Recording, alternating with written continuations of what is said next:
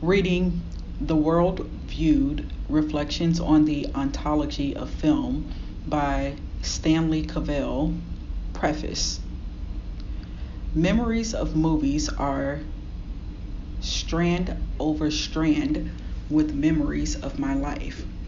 During the quarter of a century, roughly from 1935 to 1960, in which going to the movies was a normal part of my week, it would no more have occurred to me to write a study of movies than to write my autobiography.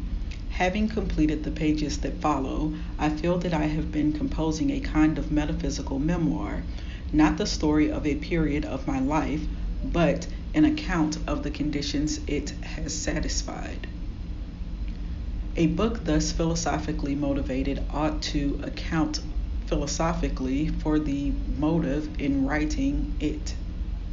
What broke my natural relation to movies? What was that relation? That its loss seemed to demand repairing or commemorating by taking thought? It is not a sufficient answer to point to the emergence, as part of ordinary moviegoing in America, of the films of Bergman, Antonioni, Fellini, Godard, Resnais, Truffaut et al., because while they invited reflection, they also, perhaps thereby, achieved a continuity with Hollywood movies, or, generally, with the history of movies that Hollywood itself was losing. They were no longer foreign, nor is it sufficient to answer that what was lost was a form of public entertainment, the need for which society and I had outgrown, as in the cases, say, of the circus and vaudeville. We have not outgrown the need for entertainment. Some movies still provide it. It was never all or the importance of what movies provided, any more than it is all that novels or music provide. To account for the motive in writing this book may be the most accurate description of its motive. The immediate history of its composition is easier to tell. Every teacher knows the excitement and chaos in learning about a subject by undertaking to teach it. In 1963, I chose to use the movie as the topic of a seminar in aesthetics. Its pedagogical advantages looked promising. Everybody would have had memorable experiences of movies. Conversation naturally developed around them, and the absence of an established canon of criticism would mean that we would be forced back upon a faithfulness to nothing but our experience and a wish to communicate it. The members of the seminar, many of them literate and gifted, enjoyed the idea. But it was a failure, or rather, what was learned was important enough, but it came from our failures. Each week, I assigned one or two students to the responsibility of opening the discussion by reading a 2 or 3 page description, nothing but description of the film we had all seen.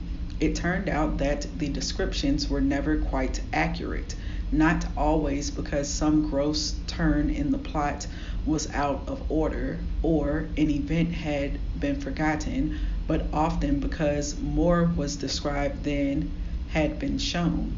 For example, quote, "The car followed her to the hotel," end quote.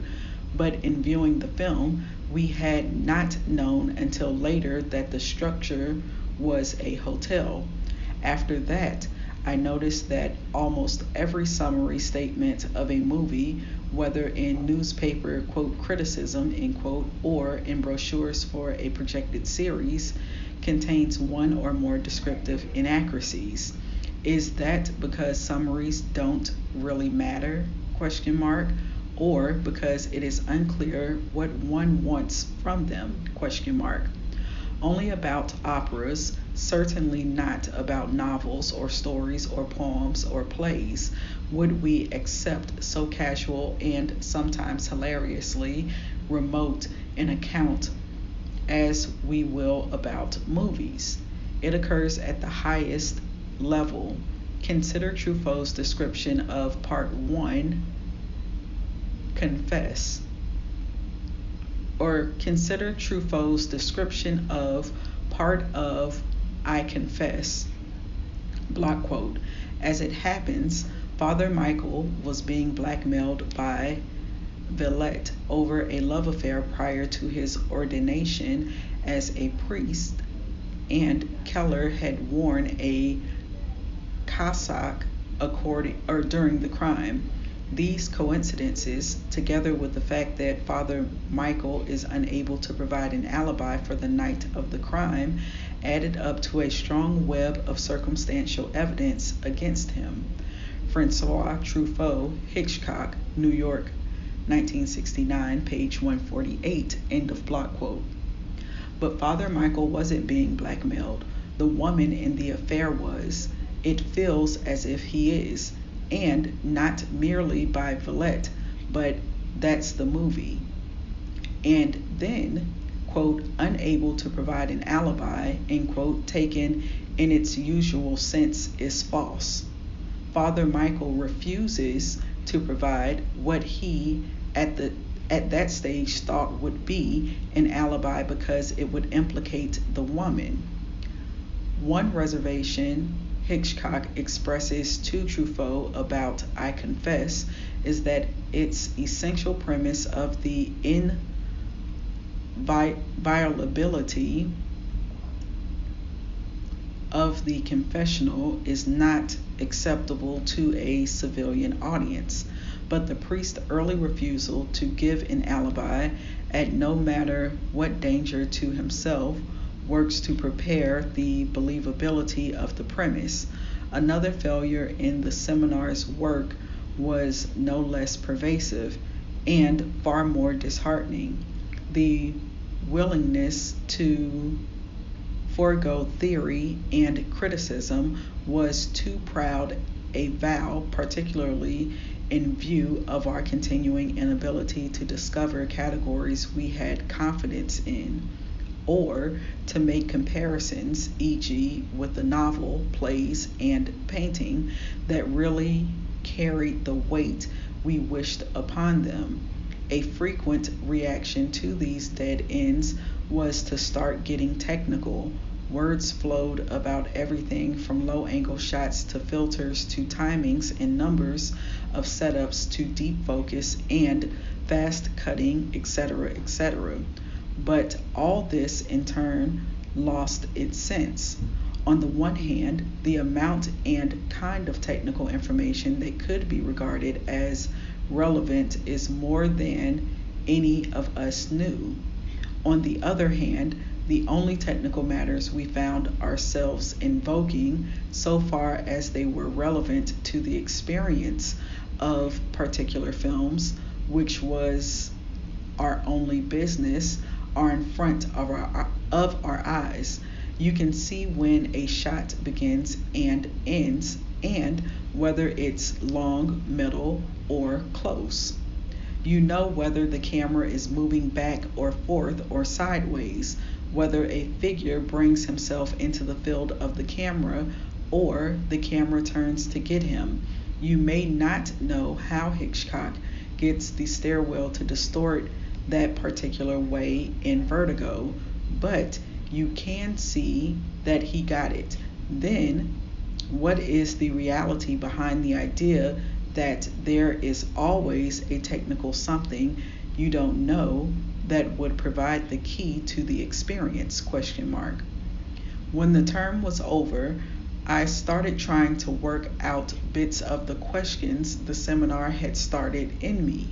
Over the next 3 or 4 years, the writing I was doing dealt mainly with problems in the philosophy of art, with the philosophical problem of other minds, and with the experience of 2 plays. Questions about movies kept coming to the surface. but on the whole, I kept them inside. In an essay on King Lear, later published in a collection of mine entitled "Must We Mean What We Say?"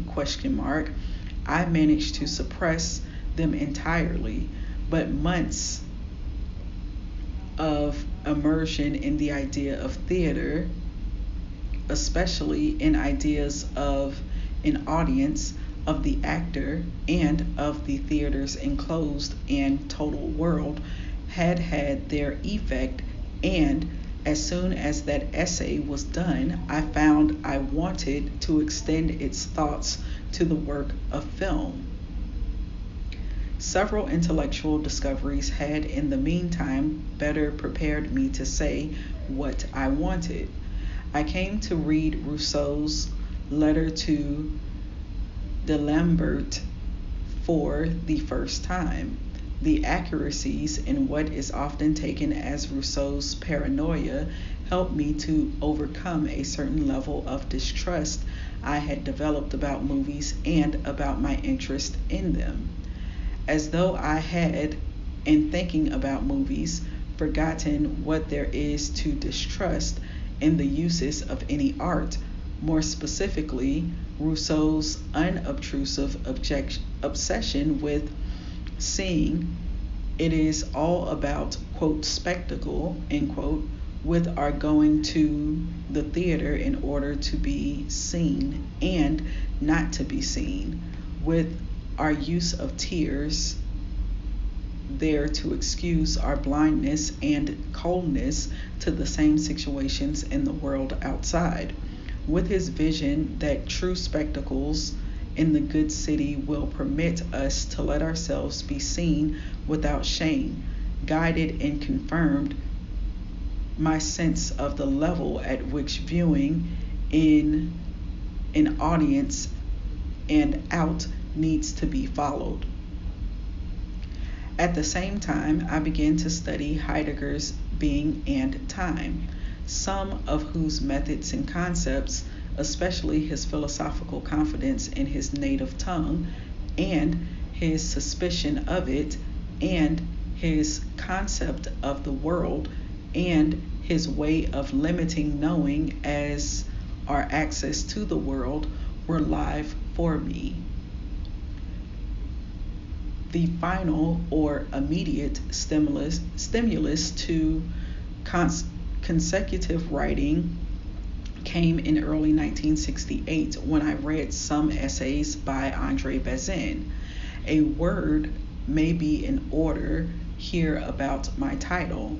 When I learned of an essay of Heidegger's called, quote, "The Age of the World View," end quote, the mere word suggested to me, from my knowledge of being and time, a range of issues, that ours is an age in which our philosophical grasp of the world fails to reach beyond our taking and holding views of it, and we call these views metaphysics. I have half deliberately avoided that essay. I have enough problems. I, of course, want the sense of Weltanschauung in my title, and though I felt it arise naturally in the way I was thinking about film, I was helped to it by my awareness of Heidegger's. In May 1968, I read a version at the University of Illinois of what appears here as the first 5 chapters. In the following year, I read similar versions, together with some new material, at the School of Letters in the University of Indiana and at Millersville State College in Lancaster, Pennsylvania.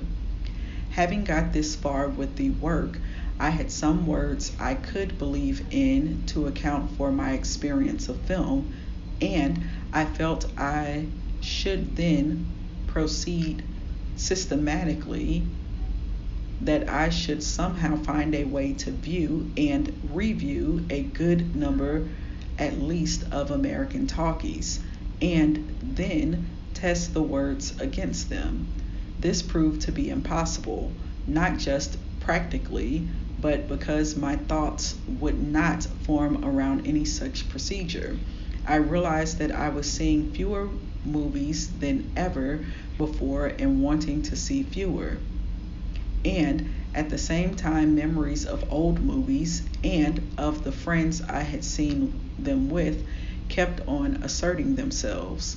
Those facts underlay my desire to come to terms with movies, and I knew that no words of mine about film would be worth writing or reading unless they could first see that desire through. Therefore, I am often referring to films I have seen only once, some as long as 30 years ago. In a few instances, I have seen a film 3 times, but in no case enough times to feel I possess it the way it deserves and I would like, completely and wordlessly. I have not hesitated to let the Late Show refresh my memory when it could, but I think I have in no case given a reading of a film that I have not seen in the flesh. I mention this as a warning, should anyone require it, that this is not a history of any stretch of the movies, as an apology for the off memories that may crop up, and as a confession that a few faulty memories will not themselves shake my conviction in what I've said, since I am as interested in how a memory went wrong as in why the memories that are right occur when they do.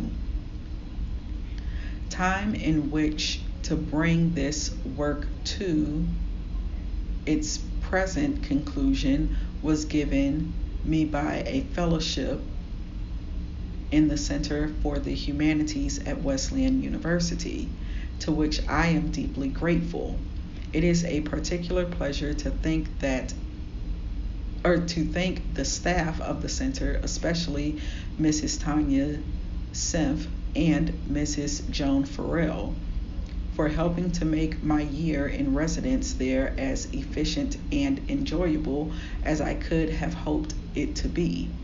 The director of the center, Professor Victor Gurevich, with a chemistry of tact known best to himself, managed both to see that the fellows of the center were kept free for their own work and also to keep them mindful in presiding at our Monday night lectures and Tuesday colloquia, that a community of scholars requires and deserves something more than the private enterprise of its members.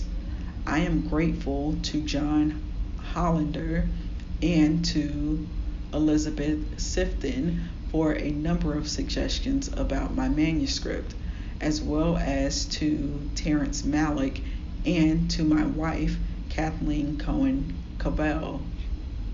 Much of what follows, preeminently, but not solely about painting, would not be mine to say apart from the writing and conversation of Michael Fried,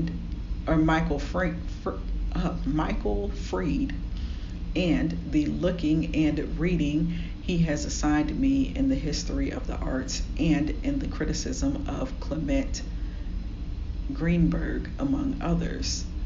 I have had occasion to acknowledge this before. I state it again here at the outset because, of course, I keep finding new help from Fried's work, but also because it would be a poor repayment were he to be held responsible for my misguided or unthinking uses of it.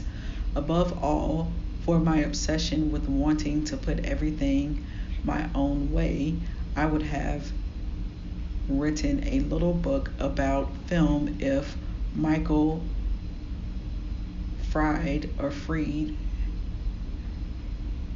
Michael Fried and I had never met, but it would not have been this one. A book is written for two audiences: the one it may create, whose conversation it invites, and the one that has created it, whose conversation it invokes. Members of the latter may have been dead before the writer was born.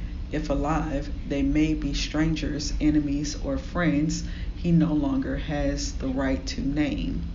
Of the live company present to me as I wrote and whom I have otherwise not acknowledged, I single out Rogers Albrighton, asking him to stand for the rest.